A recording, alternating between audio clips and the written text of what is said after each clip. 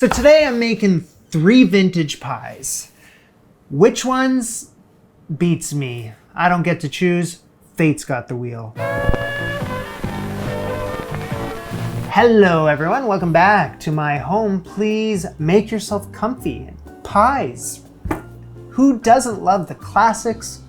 Apple, pumpkin, pecan, lemon meringue. The list goes on. I have an ever-growing cookbook collection. It's really just starting to build. A lot of older vintage books, and some of the pie chapters in these books, I mean, they used to really just go for it, especially with the names of these pies. It's very creative stuff. Mysterious at times. Some of them sound delicious, some of them sound frightening. But I haven't really scratched the surface with these pie chapters. So I was thinking, bring on the roulette board.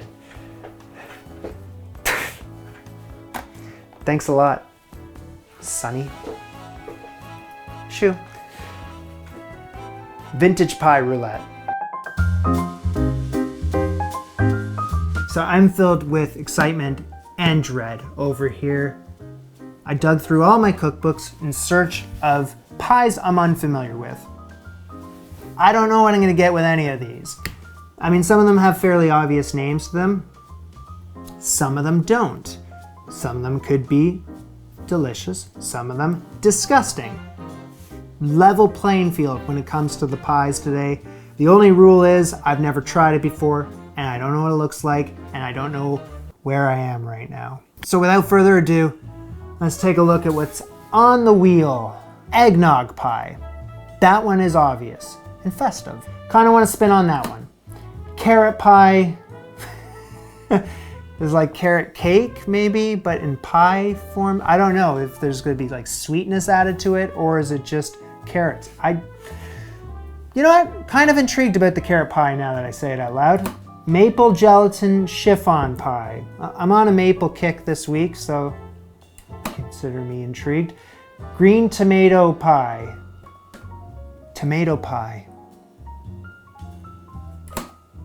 Mocha nog pie. So like eggnog pie, I'm assuming, but with a little mocha. 'Tis the holiday season and kind of want to get that one. Pineapple volcano pie. I mean, come on. Should I just make that without spinning this wheel? Funeral pie. That name is not as fun. Avocado orange chiffon pie. I don't know about that one. Really don't. Coffee and cognac pie. I mean, that's fairly obvious. Chess pie. Black bottom pie. Ricotta cheese pie. Kind of speaks for itself there. Mince cream cheese pie. Dream pie. Again, I have no idea where to start with that one. Let's hope it's not a nightmare. Now, it could be fairly easy to rig something like this. So for the next 3 spins here, no cuts, all right? This is just one singular take. Ready?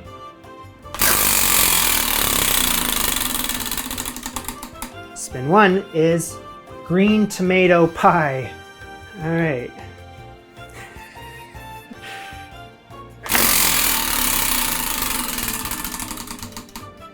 Eggnog pie.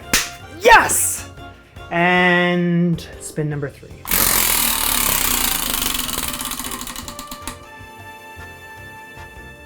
Mince cream cheese pie. Okay. Books have been selected for the 3 pies, 2 books. First up, James Beard's American Cookery is where I'm going to find the green tomato pie. Are the tomatoes acting as vegetables or as fruit in this case? It's going to matter. Am I having this thing for dinner or for dessert? Curious. And then Betty Crocker's cookbook has both the eggnog pie, which I don't really have that many questions about. I'm just really pumped about it. And the minced cream cheese pie, which I have a few questions. What is it, Betty?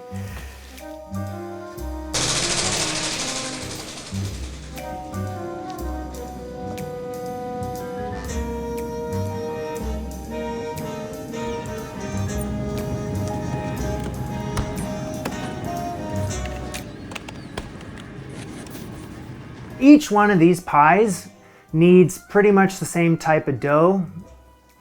And I'm gonna make one big batch of it. I'm gonna speed right through it because you've seen me do this 1,000 times on this channel. Flour and salt, chilled lard. Yeah, cut it in, tablespoon of water at a time, till it clears the sides of the bowl. Do it again.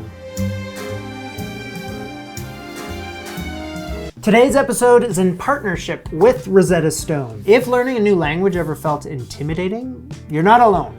I panic trying to pronounce non-English words on this channel. Forever working on my French. Rosetta Stone makes the whole thing way less stressful. It actually gives you confidence and makes learning feel doable. Instead of like vocab lists or memorizing verbs, they drop you right into the language with images and context, no English. Your brain naturally connects what things mean. C'est la première porte à gauche. C'est la première porte à gauche. Fantastic. Lessons are short. They take like 5 minutes. You can fit them in between cooking or cleaning or whatever. And for the holidays, they got their best deals of the year. There's the single language lifetime membership that's starting at 99 bucks for people who might just want to focus on one language. And then you have the full 25 language lifetime subscription that is over 60% off. You can even gift a language. There is a give as a gift button and the delivery can be scheduled for Christmas Day. So use the link in my description or scan the QR code right there. Because if you ever wanted to learn a new language, now's your time. Check out Rosetta Stone and let's get back to work. I have almost everything that I need to make green tomato pie. Only ingredient missing, green tomatoes. Couldn't find them anywhere. I thought what I needed was the green tomatillos, the Mexican tomatoes that you have in salsa and all that jazz. And then when this recipe was selected, I quickly looked into it and I need unripened green tomatoes prior to turning red. They're green, they're firm, they're sour, and they're challenging to find in this neck of the woods. You know, I could have a massive search party going on right now. That was an option. Other option is to order them on one of those services. Found them, and they are just a mere few minutes away.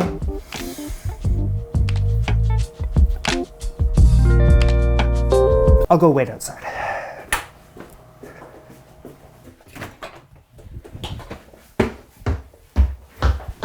Green tomatoes in the house. Let's have a look, shall we? Ooh, they are green.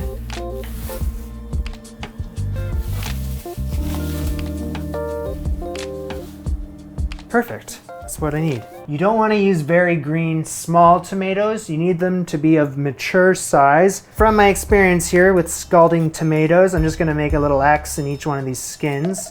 I gotta scald the tomatoes in boiling water. You're not supposed to cook them, you just need to get them into that state where you can peel them. Okay, some of them are ready to go. Some of the firmer ones need a longer bath. Okay, let's start with these. All right, so that is not going as smoothly as I thought. They're just so firm, it's very difficult to peel. If only there was something I had in my arsenal that made this easier.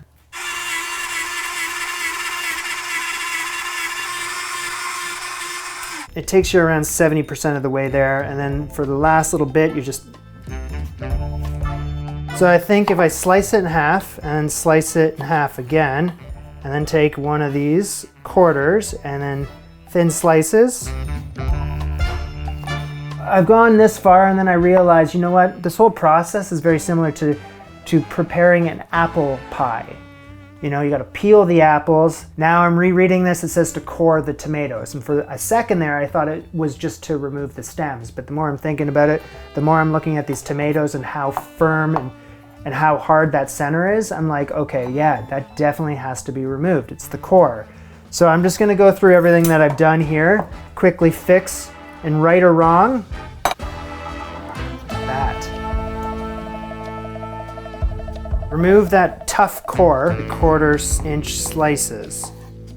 I'm happy with that. Again, the same type of deal as if I'm making an apple pie.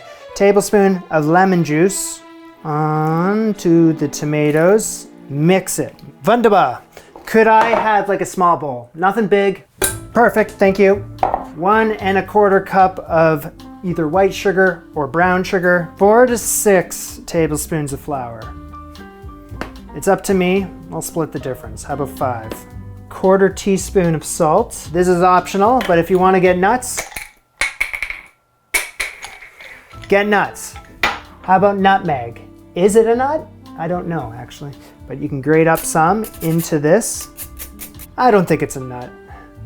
It's probably not a nut. It looks like a nut. Am I so dumb that I don't know if nutmeg is a nut or not? Give that a whisk. Fold the tomatoes. Okay, so I've obviously answered my own question here with the addition of the sugar. We're going for more of a dessert, a sweet pie. And okay, here is my pastry dough. This pie dough had been chilled, and then I had it hanging out at room temperature for like 15 minutes because it softens it a little bit, makes it easier to work with. Snip off around more than half because this is the pie that is gonna be it's gonna have a top piece to it. About to do one of my least favorite things. Okay, so one thing I just tremendously suck at is rolling out pastry dough, but I'm gonna do it. I'm gonna do it here, and I'm gonna do it like that. Yeah, my pie dough always gets cracky like that. So I have just the worst habit of making the driest pie dough. So frustrating. Okay, I just suck at making pie doughs. I should have just bought pre-made pie doughs because this pie dough is so freaking dry, even though it looked well hydrated before I added it into the fridge. And I just spilt the water on the counter. I just added like a teaspoon of cold water into that because it needed a little moisture.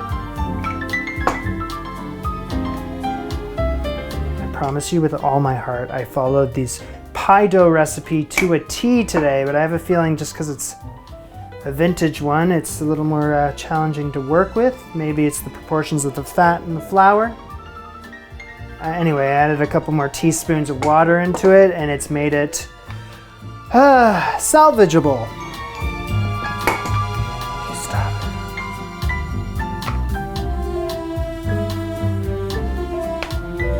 So now that needs to be bigger than the perfect. Needs to be bigger than my pie dish by 1 inch around the edges. That should be okay. Tomato filling into the pie dough. A lot of liquid in that. Like there's too much liquid in there. I had to roll it over there. There's more space and it's just kind of a more pleasurable working experience. Top piece of the pastry goes on. Moisten the edge of the top piece and then stick it together at the bottom. Oh, did I roll this out too big? I thought it was perfect. I thought it was perfect.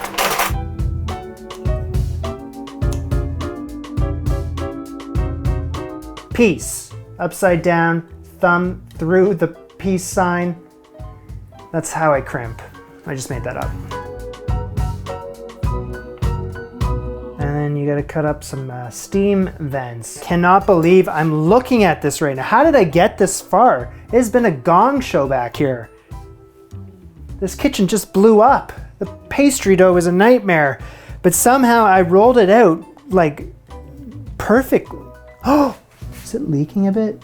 No, I think it's gonna be okay. All right.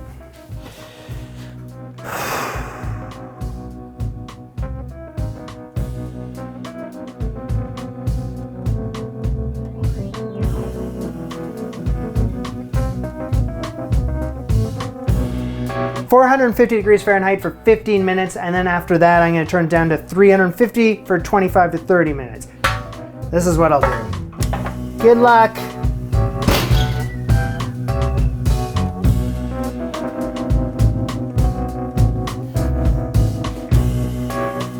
This right here was supposed to be in the pie. I was supposed to dot the top filling with this butter, and I have forgotten, and the pie is in the oven. It has the top on, and it's been in for like 15 minutes. The only way I can get this butter into this pie right now is if I expand these vent holes and start adding some of the butter into the filling. It is a glaring issue to forget butter in your pie. Butter is just seeping right into those vent holes as I was planning. Well, not all along, just right now, but While I'm at it, I can see that the edge is starting to burn a little bit, so let's get the shield on top. Let's go. Get it onto a rack, remove the shield. It's just gotta cool. Are you someone who cooks with more than one bay leaf at a time? Or do you often stare into a pot thinking, hey, well, what if I just added one more of these things? If so, you may be suffering from bay leaf dependency disorder. It's pretty serious. Always cook responsibly, take the long way home, and tell yourself, I'm not driving. Once again, I'm not driving. 1 week left with the merch drop, spatulas, t-shirts, or you can combine them, antichef.shop. Limited time only sort of thing, so once they're gone, and they're gonna go back into the Anti-Chef vault forever. So before I get to have a taste of pie, I have to make all 3 of them. On deck is the eggnog pie. I'm most excited about this one. I'm all jazzed up. Love eggnog, around the holidays only, but I love eggnog, and I thought I was going to the grocery store today to buy a carton of eggnog and pour it into a pie shell. That's what I thought I was doing. And then when I wrote the ingredients out, I was like, oh, I'm making my own, which I got even more excited because I'm like, all right, yeah, how do you make it? And that all makes sense too, because like, when did carton eggnog become available to the world? So you could buy it at the grocery stores in the late 1930s and became like a common product in the 50s. This Crocker cookbook is from when? This one's from 1969, but there's other Crockers. So yeah, all right, well, detective work over. Let's make it. I'm gonna give one of my pie doughs another kick at the can here, so just go fork it. All right, would you look at that? Same pie recipe, but this time with success. I'm gonna bake this sucker because for the eggnog pie, you need a baked pastry. And this is my own idea, just to start. 475 degrees Fahrenheit, says 8 to 10 minutes without the pie weight, but I've played this game before. I know there's gonna be some shrinkage if I don't use the weight. So how about for the first few minutes, pie weight, and then I'll remove it. That's what I'm talking about. Oh, a little toasty on the edges. And I lost my crimp when I added the pie weight into this because, well, just flattened it out, made it crimpless, which is bogus. Off to the side. Saucepan.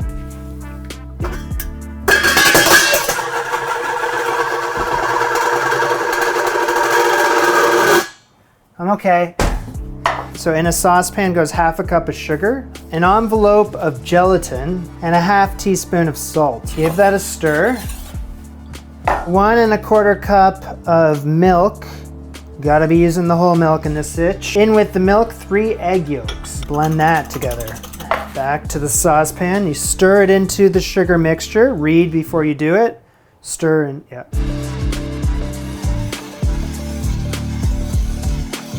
Just to a boil, I gotta get it off the heat. Spot carved out in the fridge for you.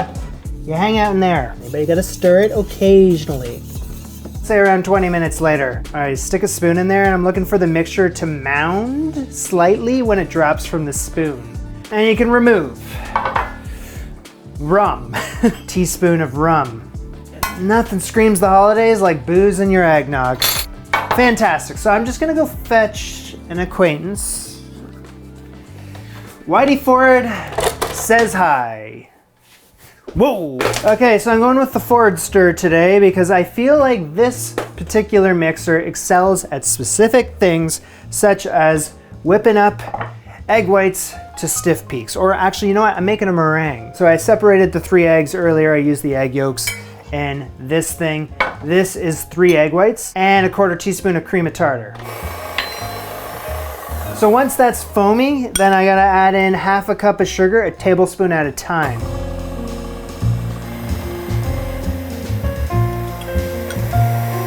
So I'm looking for something stiff and glossy. Just continue to beat till you get it.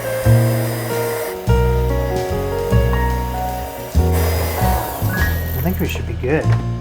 See, that is looking nice. Look how glossy that is. I think that's what we're after. Okay, so in goes this gelatin mixture in with the meringue. You gotta fold it in. We got half a cup of heavy cream. Hey, do you have any chilled bowls, like almost that they've been hanging out in the freezer for like the past few hours, like very cold to touch. In goes half a cup of heavy cream, making whipped cream. Now I gotta fold this into the meringue mix. That needs to be all folded in smooth. So where is that mediocre pie shell? Could have done a better job with that. Pile into the baked pie shell, or for me, it's gonna be a pour. Look how freaking good that looks. Are we seeing that? Are cameras rolling? Yeah? Both of you? And the audio as well? Yeah? Okay.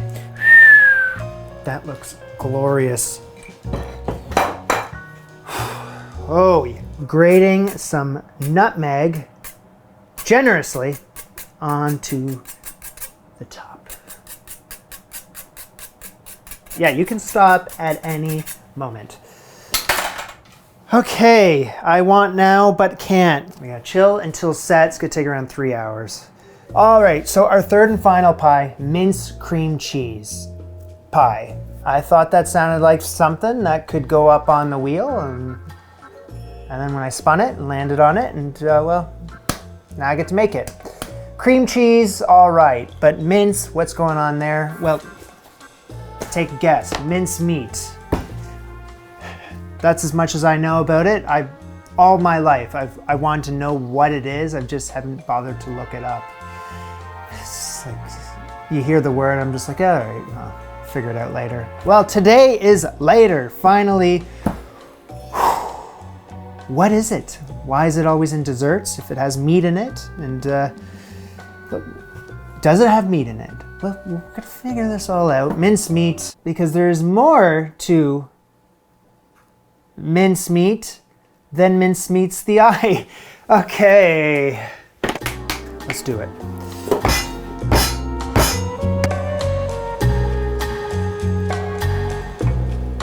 That's the stuff that get that into the pie dish.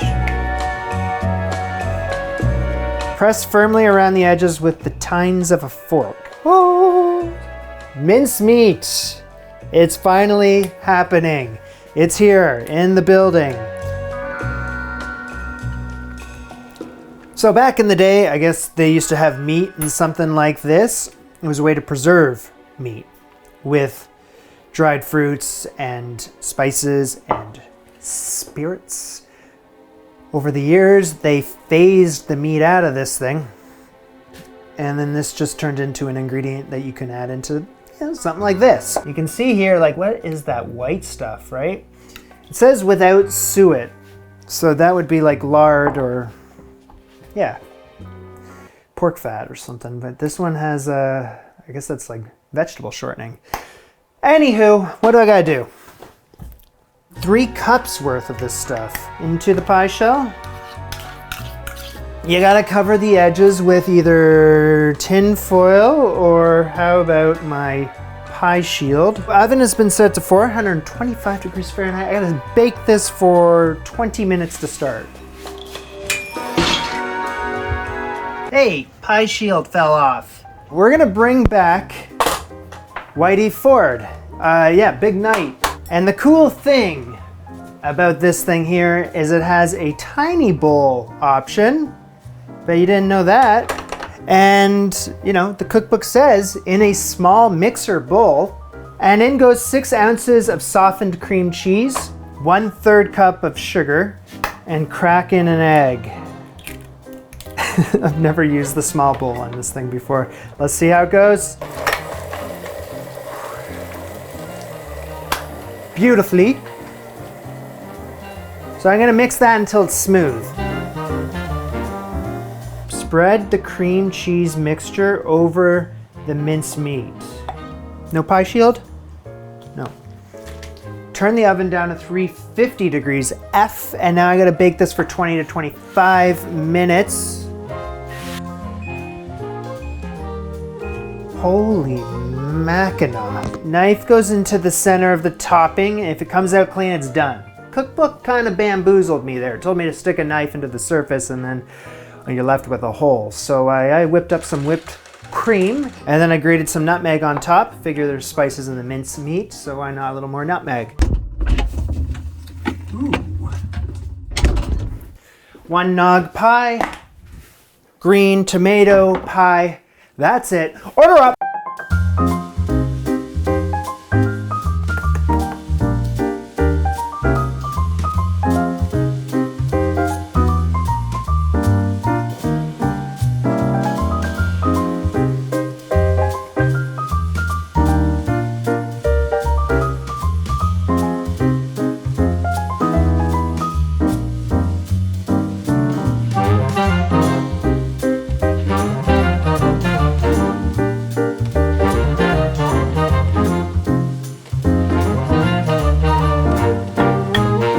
I gotta say, I'm pretty pumped about this. Just 3 unknown pies to me. I don't know what I'm gonna get with either one of these. Starting off with the green tomato pie. Let's do this. What? Whoa! It tastes like apple pie. I don't know if that's like my mind playing tricks on me right now, because it kind of looks like an apple pie, so maybe that's something up here, but no. I did say that the green tomatoes would be sour, and that's what it has, like that sour kind of like apple pie. Like if you were, it's almost as if I'm using like Granny Smith apples.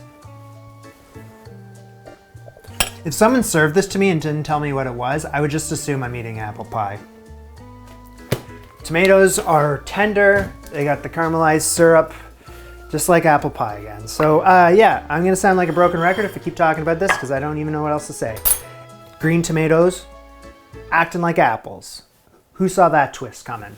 We'll move on to the eggnog pie, which I am most excited about. I've already told you that.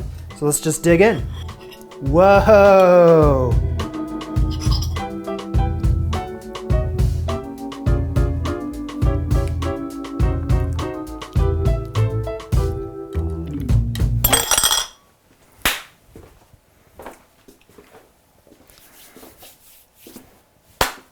I just felt like walking. That is, I only had 1 bite, but I could take a second and let you know.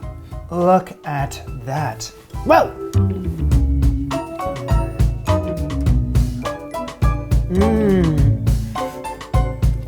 It's everything I dreamed of, everything I hoped for. Tastes like Christmas. Eggnog in a custard form.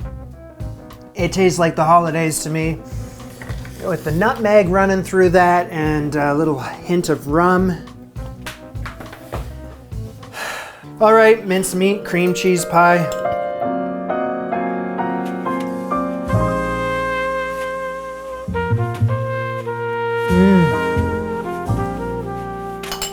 Three slices of pie in under 10 minutes is a big ask. I just said stop. I just said stop. Please stop, Jamie. Okay, I'll stop. Now that the dust has settled here, sorry, I can't speak to you seriously when there's just like a lone raisin on the counter. That one has kind of got 2 things going on. There's a cheesecake on top of a minced meat pie. That's kind of how I'm looking at it. Okay, so the bottom has got like the fruit and the raisins, and it's sweet, it's sticky, and then on top, a little tangy and trying to mellow out the minced meat, which is obviously the more intense flavor of the two, like much more intense, like powerful. You know what it reminds me of is strolling around the Christmas markets and a cup of mulled wine and enjoying the holidays. All right, so if I was ever gonna reach for only 1 slice of pie, it would be the eggnog. That one is a barn burner. If they were all out of eggnog, I'd go with the green apple pie, green tomato pie, disguised as an apple pie, but with green tomatoes. And if they were fresh out of that, I'd go with the minced cream cheese pie. But don't sell this one short. I thoroughly enjoyed it also. That's it. Thank you for joining me for the first ever vintage pie roulette. This was Spine and Dine. Bon appetit. Au revoir.